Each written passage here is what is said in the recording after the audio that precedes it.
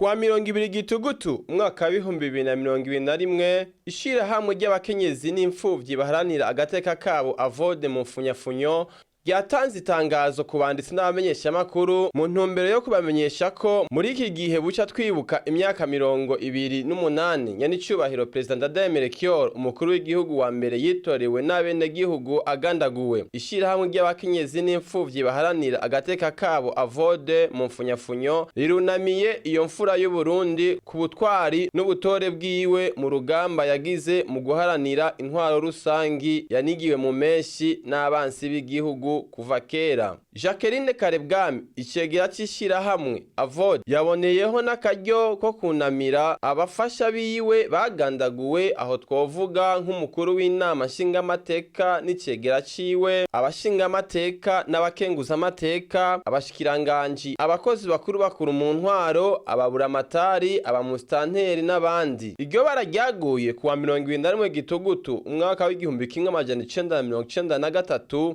ryatumye umuvurungano mu gihugu cose.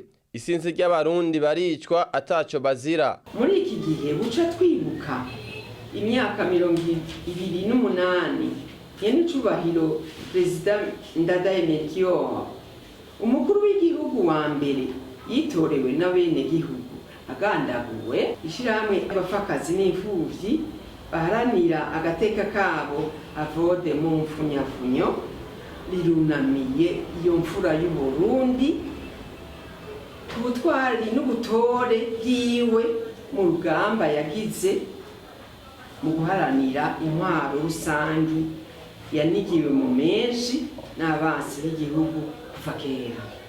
Bwa kabiri,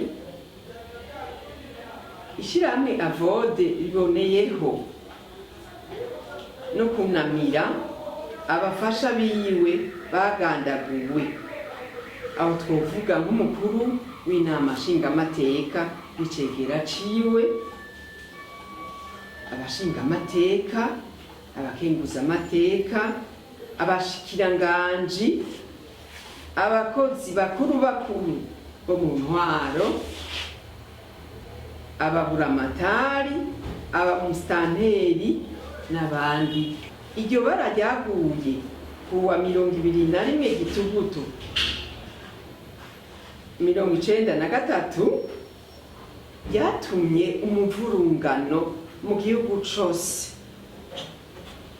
Isinzi ry'abarundi baricwa ataco bazira.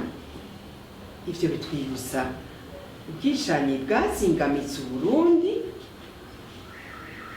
mu myaka yarenganye 65, 72, 88, 91 no kubandanya.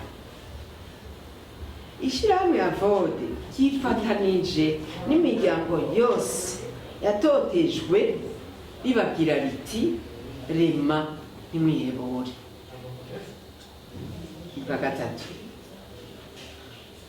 ishirahamwe Avode irashimiye cane leta ku gikorwa co kwibuka no gushira President Melchior Ndadaye mu ncungu z'Uburundi, hagashirwaho itegeko rivuga ingene umupfakazi n'imfuvyi ziwe bashigikirwa. Ishirahamwe Avode ryifuza ko igikorwa co kwibuka nyenicubahiro President Melchior Ndadaye cokorerwa n'abafasha biwe bapfiriye mu mabanga igihugu cari cabashinze, gutyo imiryango y'abasigwa babo ikibukwa kandi igashigikirwa. Nkako mu Kirundi bavuga ngo umwami agirwa n'abagabo. Bwa kane, ishirahamwe Avode rirashima igikorwa c'umugwi ujejwe kumenya ukuri no kunwanisha abarundi. Mwomenya ko itembagazwa ry'inzego y'intwaro rusange yo kwigenekerezo rya 21 Gitugutu 1993 ryabaye inkurikizi y'ivyabaye muri 72 ishirahamwe ya VODE risaba ibi bikurikira. Ubwa mbere,